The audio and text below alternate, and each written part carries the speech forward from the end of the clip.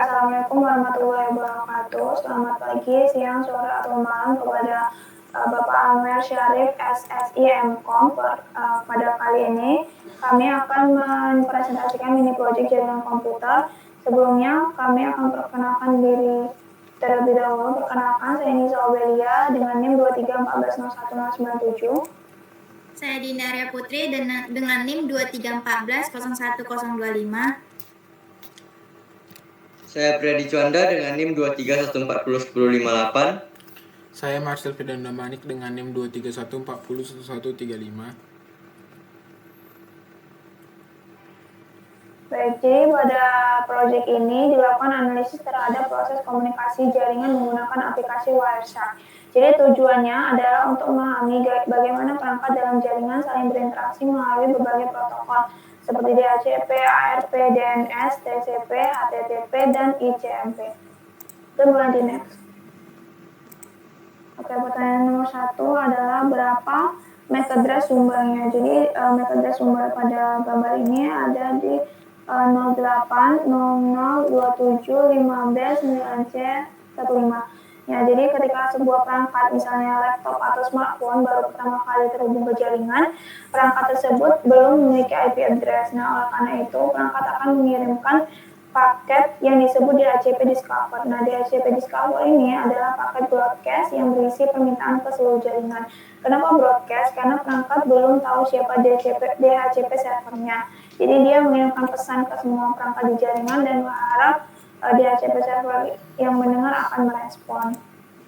Mungkin untuk slide berikutnya. Berikutnya adalah berapa IP address yang diberikan ke klien. Nah, di sini di gambar ini IP address yang diberikan klien adalah 192.168.100.38. Jadi setelah klien mengirimkan permintaan, DHCP server memberikan jawaban. IP yang diberikan ke klien itu yang seperti yang sudah saya bilang tadi di 192.168.100.38. Artinya DHCP server sudah menyetujui permintaan klien dan menetapkan IP tersebut sebagai alamat yang bisa digunakan. Dengan IP ini, perangkat bisa mulai berkomunikasi dengan perangkat lain di jaringan. Mungkin bisa next. Nah, selanjutnya berapa IP address router gateway. Nah, IP address router gateway pada gambar ini yaitu ada di 192.168.100.1. Alamat ini diberikan oleh server DHCP agar klien tahu kemana mengirim data ke luar jaringan lokal. Mungkin bisa next. Oke, DJ ini berapa subnet address jaringannya. Di sini pada gambar terlihat bahwa subnet address jaringannya ada di 255.255.255.0. Artinya subnet address jaringan adalah 192.168.163.0/24. Mungkin next. Oke, apa nama dan IP address DNS? Nah, di sini IP address-nya ada di 192.168.100.1. DNS ini itu adalah alamat server yang bertugas menerjemahkan nama domain seperti misalkan di sini www.google.com jadi alamat IP. Biasanya DNS lokal ini itu akan meneruskan permintaan DNS ke server DNS yang lebih besar di internet jika jawabannya belum tersedia di DNS lokal. Dengan ini perangkat bisa mengakses website tanpa harus mengingat IP-nya secara manual. Mungkin selanjutnya bisa dilanjutkan oleh teman saya. Baik, selanjutnya saya akan menjelaskan nomor 2A. Nah, di situ pertanyaannya berapa IP address sumber? Jawabannya ada 192.168.100.38. Nah, di sini ketika laptop ingin mengirim data ke router, ia perlu mengetahui MAC address dari router tersebut, tapi laptop hanya tahu IP router yaitu tadi 192.168.163.1.2. Nah, lalu di sini laptop kemudian mengirimkan ARP request ke jaringan. Nah, dan paket itu akan dicantumkan ke IP sumber dan dari IP dari laptop sendiri yaitu 192.168.163.128. Nah, lanjut selanjutnya. Nah, di sini nomor 2B pertanyaannya berapa MAC address sumber? Nah, di situ ada jawabannya. MAC address sumbernya ada 08.00.27.58.9C.15. Nah, selain alamat IP, di sini perangkat juga mencantumkan alamat MAC-nya sendiri dalam ARP request. Nah, dalam alamat MAC ini dikirim agar perangkat tujuan si router tadi tahu kemana ia harus mengirim balasan ke ARP respond. Next. Nah, selanjutnya di 2C itu berapa IP address tujuan? Di situ jawabannya ada 192.168.100.1. Nah, di sini setelah ARP request berisi IP tujuan yang sedang dicari MAC-nya. Terus IP ini dia milik router gateway dan merupakan jalur awal untuk menuju internet atau jaringan luar net tadi. Next, selanjutnya. Di 2D ini ditanya berapa MAC address tujuan dari respon ARP. Nah, setelah menerima ARP request, router merespon dengan ARP reply, yaitu dengan menyatakan bahwa IP-nya itu status A8.D4.E0.C0.A2.0F. Nah, di sini informasi disimpan dalam ARP table sehingga komunikasi berikutnya langsung menggunakan MAC tersebut tanpa harus ARP lagi. Next, selanjutnya di sini pertanyaan nomor 3A, apa nama domain yang di-query? Nah, di sini domainnya menggunakan www.google.com. Nah, kenapa? Karena komputer ini perlu mencari tahu berapa IP address dari domain tersebut, maka komputer mengirimkan DNS query ke server DNS untuk domain tadi www.google.com. Next. Nah, pertanyaan selanjutnya ada berapa jawaban yang diterima dari DNS server? Nah, jawaban yang diterima itu ada 2, karena dia menerima permintaan yang akan mencari tahu alamat IP dari domain yang ditanyakan tadi. Nah, setelah itu server itu mengirimkan DNS respon. Nah, dalam kasus ini terdapat 1 jawaban, yaitu 1 record dalam respon tersebut. Nah, jumlah jawaban ini bisa lebih dari 1 jika semua domain memiliki beberapa server. Next. Nah, di bagian 3C ini ada apa tipe RR pada jawaban DNS. Jawabannya tipenya ada tipe A record, yang mana A ini ada singkatan dari address yang menunjukkan bahwa DNS memberikan alamat IPv4 sebagai jawabannya. Nah, tipe lain bisa berubah AAA untuk IPv6 atau CNAME atau MX dan sebagainya. Next. Nah, terakhir di 3D ini ada pertanyaan berapa IP address untuk domain yang di-query. Nah, di situ hasilnya ada resolve 142.1.251.10.100.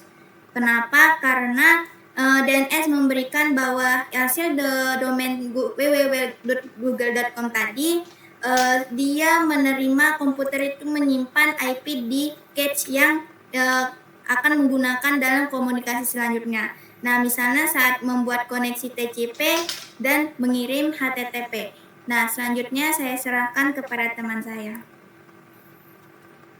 Baik, untuk selanjutnya saya akan menjelaskan mengenai nomor 4. Nomor 4 di sini yang menjadi pertanyaan dalam mengenai protokol TCP. TCP identik dengan protokol yang memiliki suatu segmen di awal, yaitu segmen yang membutuhkan three-way handshake untuk menjamin bahwasannya koneksinya itu stabil ataupun sudah pasti tersampaikan. Nah, pertanyaan pertama di sini adalah berapa nomor segmen awal dari klien. Untuk nomor sequence awal itu kita bisa lihat di sini bahwasannya ada sequence number 0. Ini adalah relatif dari sequence number dari nomor ini diberikan secara lokal, maka dia 0. Dan untuk yang ada RAW-nya ini dia merupakan yang dari sistem. Itu ada di 28, 23, 80, 449. Nah, ini untuk yang koneksi pertama itu adalah SYN, di mana komputer klien meminta request ke komputer tujuan atau ke device tujuan melalui IP dan address. Nah, untuk yang B kemudian ditanya juga berapa nomor segmen awal dari server, berapa nomor ACK dari server. Nah, untuk jawabannya itu di sequence number ada di 0, juga ini untuk yang SYNEC ya. Yang SYNEC dia sequence number masih 0, untuk relatif dan untuk RAW-nya ada di 28, 23, 80, 44, 49. Nah, itu adalah nomor segmen awal, dan nomor ACK dari server itu ada di 0 ya, masih 0 untuk nomor ACK. Itu untuk dari SYNEC ataupun hasil dari respon dari komputer tujuan. Jadi setelah komputer tujuan merespon dengan SYNEC, maka kemudian komputer dari klien akan membalas lagi dengan bahwasannya kedua komputer telah siap untuk saling bertukar pesan. Nah, untuk di sini pertanyaan yang C itu ada di berapa nomor ACK dari klien. Nah, untuk nomor ACK dari klien itu ada di 1, dan untuk yang RAW-nya ada di 2705 82 356. Nah, itu adalah nomor acknowledge dari klien. Setelah ketiga pesan ini berhasil tersampaikan dengan baik, berhasil berjalan dengan baik, maka koneksi akan dapat tersambung dan komputer klien dan komputer tujuan akan dapat berkomunikasi dengan lancar. Di sini saya untuk memunculkan TCP ini saya menggunakan Nmap, di mana Nmap itu saya ping ke suatu domain server dan ini adalah hasilnya. Nah, seperti yang kita tahu bahwasanya hasil Nmap itu hanya menguji port-port yang terbuka. Di sini port yang terbuka itu saya uji di port 80, dan ya karena saya menggunakan ST di bagian scanningnya, maka dia akan sampai dengan acknowledge, dan setelah itu langsung di reset dan acknowledge lagi. Kalau mungkin saya menggunakan SS atau stealthy, mungkin dia setelah SYNEC langsung reset acknowledge seperti itu. Nah, untuk yang nomor 5 saya lanjut. Di sini protokol yang diuji adalah protokol HTTP, di mana kita diminta untuk menguji sebuah website. Website yang diuji di sini website saya menguji website google.com, dan pertama kita akan melakukan request terlebih dahulu. Ini ada nomornya ya. Pertama kita melakukan request, kemudian mendapatkan respon dari target dari komputer server yang menjadi tujuan. Pertanyaan pertama adalah berapa versi HTTP yang digunakan?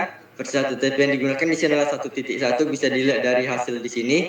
Hasil respon, di mana pertama kali kita meminta request menggunakan HTTP 1.1 dan berhasil direspon kembali dengan menggunakan HTTP version yaitu di 1.1, sehingga keduanya sepakat menggunakan HTTP 1.1. Kemudian untuk yang 5B, apa kode respon dari server? Kode respon yang dari server itu untuk protokol HTTP ini ada berbagai macam, mungkin ada di 404, itu not found, kemudian ada di 500, dan ada di 200, dan masih banyak lagi. Nah, untuk dalam kasus ini, kode respon yang diberikan adalah 200, di mana oke artinya berhasil, artinya pesan ataupun data-data yang di request itu berhasil terkirim ataupun tersampaikan dengan baik. Nah, kemudian kita lanjut 5C. Di sini ditanya berapa ukuran file yang diterima dalam satuan byte. Kita bisa dilihat di sini bahwasanya file data yang dikirimkan melalui respon, ini adalah hasil respon. Nah, dari hasil respon file data diberikan itu ada di 471 bytes. Kemudian lanjut. Nah, untuk yang nomor 5D, nomor 5D itu kita ditanya berapa nomor port sumber dan berapa nomor port tujuan. Seperti yang kita tahu bahwasanya protokol HTTP pastinya memiliki port tujuan di 80. Itu merupakan sesuatu yang sudah standar dari YANA. YANA itu yang mengatur standar-standar port-port yang ada di komputer. Port di komputer yang seperti yang kita tahu memiliki ada puluhan ribu, saya lupa jumlah tepatnya, mungkin ada di sekitar 65.000 sekian, dan sebagian besar ataupun banyak dari port-port tersebut yang sudah merupakan standar untuk protokol-protokol lain, yaitu 80 ataupun mungkin ada 443, ada di 23, 27, itu sudah di setting untuk beberapa standar tertentu. Nah, di sini kita bisa melihat source port ini adalah port asal dari klien, dia mengirimkan di paket di port 40394, dan untuk tujuannya ada di port 80 karena merupakan request HTTP. Nah, setelah itu kita lanjut. Untuk di nomor 6 akan dijelaskan oleh teman saya. Silakan. Oke, 6A. Tunjukkan pakai ICMP yang mengawali threshold. Protokol ICMP-nya adalah 1. Threshold dimulai dengan ICMP echo request type 8 dari klien ke hop pertama, TTL yaitu time to live dimulai dari 1 sehingga router pertama akan meresponnya. Seperti kita bisa nengok dari gambarnya, di mana gambarnya menunjukkan SMP echo request type 8 yang dikirim dari IP 192.168.100.38 ke tujuan 103.252.20.36. Pada detail paket terlihat TTL bernilai 1 dan protokol yang dijalankan adalah SMP 1. Gambar ini juga menunjukkan bahwa proses threshold dimulai dengan mengirimkan paket SMP echo request dari klien ke alamat tujuan. Di sini terlihat TTL-nya bernilai 1, artinya paket ini langsung habis dan root tersebut akan membalas dengan SMP type 11. Di sini threshold mulai mencatat jalur jaringan yang dilalui. Proses ini akan diulangi dengan TTL yang lebih tinggi untuk mendeteksi hop selanjutnya. Nomor selanjutnya 6B. Tunjukkan paket-paket SMP respon dari setiap router yang dilewati. Setiap router merespon dengan SMP time accepted type 11. Setiap respon menunjukkan IP router yang dilewati oleh paket sesuai dengan urutan kelompatan. Setiap kali TTL bertambah, paket sampai ke hop berikutnya dengan tujuan akhir. Kita bisa lihat gambarnya menampilkan beberapa garis dengan info time to live accepted in transit. Ini adalah respon SMP type 11 dari router-router yang dilewati.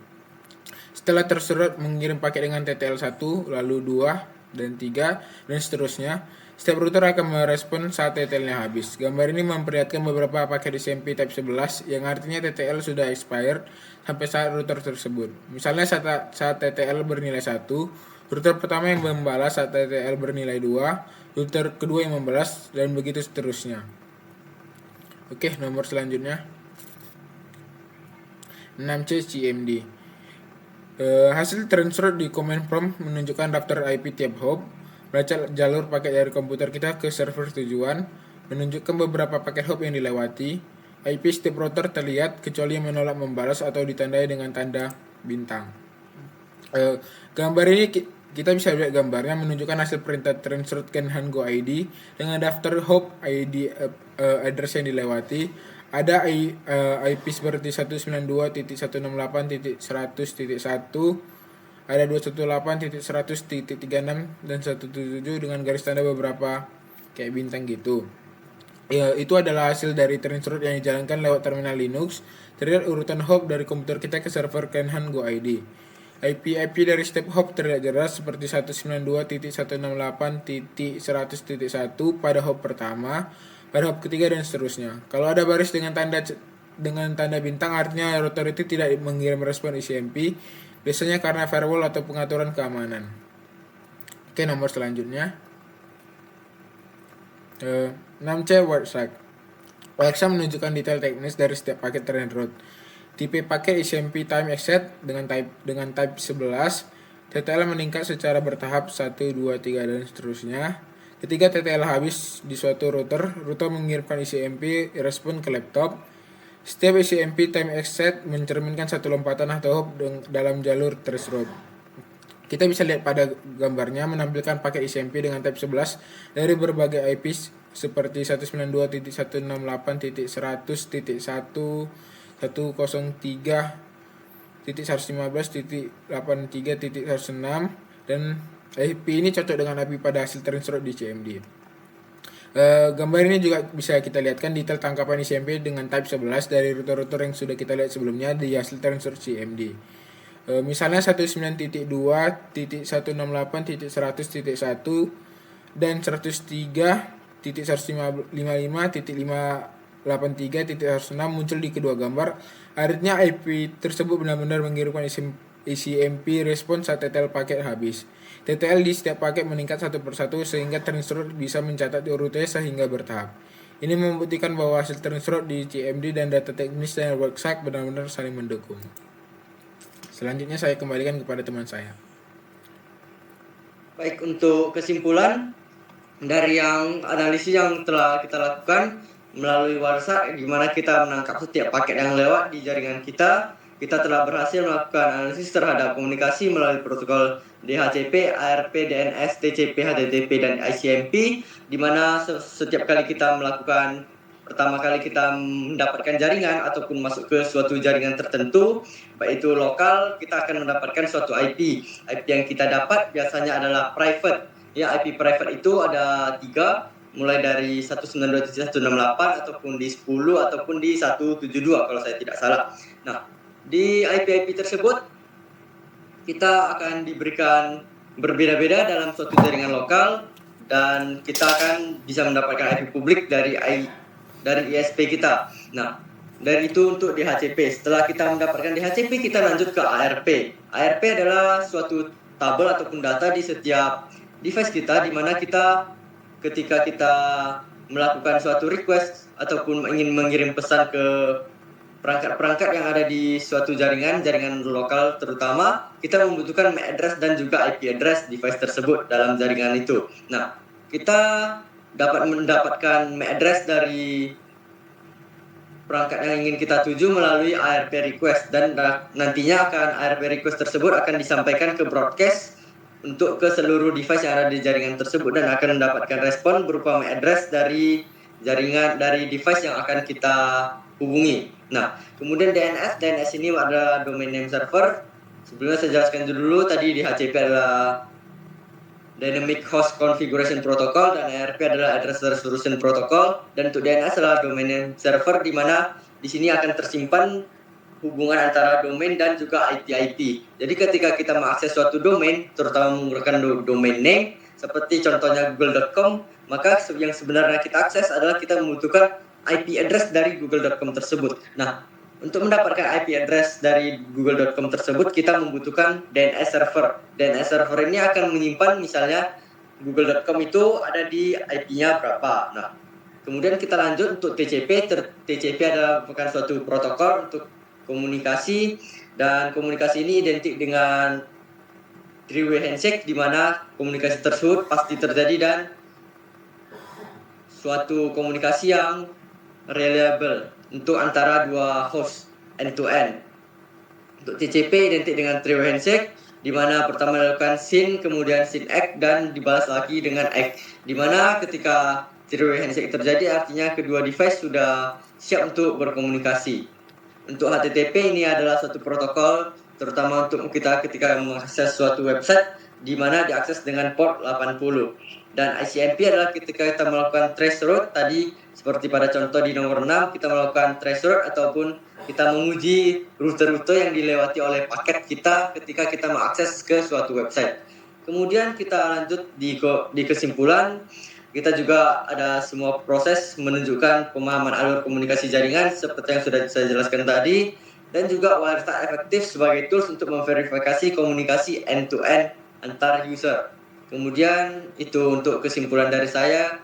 Sekian dan terima kasih. Saya kembalikan ke moderator. Kepada Nisa dipersilakan. Baik, terima kasih atas penjelasannya, dan berakhirlah sesi presentasi kelompok 9. Kami akhiri. Wassalamualaikum warahmatullahi wabarakatuh.